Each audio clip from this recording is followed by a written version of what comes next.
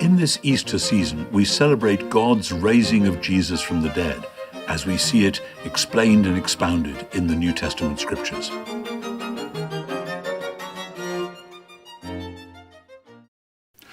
A week later, the disciples were again in the house, and Thomas was with them. The doors were shut. Jesus came and stood in the middle of them. "Peace be with you," he said. Then he addressed Thomas. "Bring your finger here," he said, "and inspect my hands. Bring your hand here and put it into my side. Don't be faithless, just believe." "My Lord," replied Thomas, "and my God." "Is it because you've seen me that you believe?" replied Jesus. "God's blessing on people who don't see and yet believe."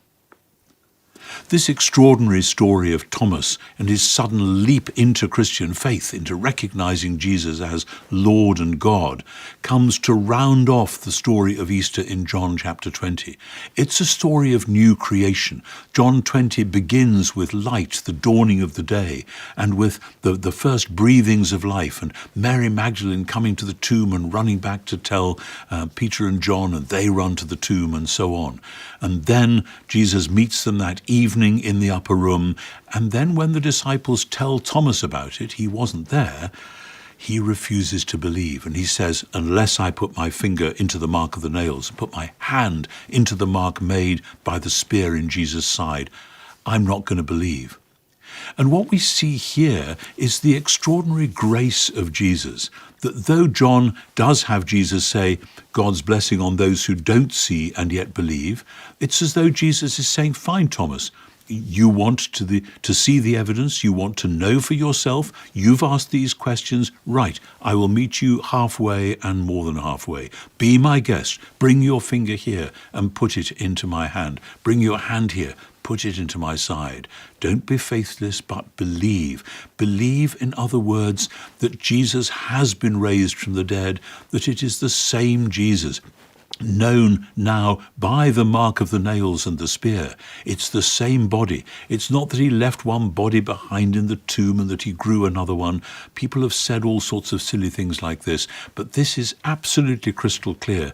This is God doing new creation, matching the original creation, but now a creation out of death and out the other side. Because Jesus, when he was raised from the dead, he didn't come back into ordinary life. People sometimes get confused about this. The raising of Lazarus was about Lazarus coming back into ordinary life so that he would have to die again. But Jesus went on through death and out the other side. And that's the extraordinary thing, which blows the mind and blows the imagination. And that's, of course, why Thomas had such a problem with it. But I see that as a mandate for many people in our own day who find that inquirers come, or somebody hears a sermon or hears a bit about Christianity and has a lot of questions. And some pastors will tell them, perhaps unwisely, you shouldn't ask those questions. Those questions arise from your doubt. You should simply be prepared to believe. It's not what Jesus does. Jesus says to Thomas, okay, you have these questions. Here are the answers. We ought always to be ready to provide answers to good questions. And it really was a good question. How can it be? This has never happened before. Everybody knows that dead people stay dead. But everybody didn't realize that God, the Creator, was present in and active as Jesus.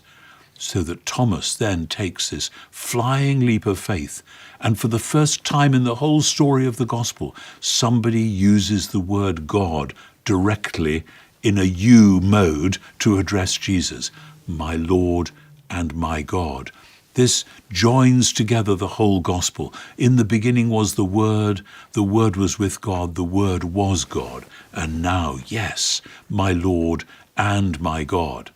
And so John, drawing the threads of his narrative together before the extra bit which he tacks on at the end, which we call chapter 21, says, these things are all written so that you may come to that same faith, so that you may believe that the Messiah, the Son of God, for whom Israel had been waiting, for whom the world had been waiting, did it but know what it was about. This Messiah, this Son of God, is none other than Jesus. And when you believe in him, not only does he have the life of God's coming age, but you too will have life in his name. How is this passage speaking to you? Let us know in the comments. Like and subscribe, or check out our other videos.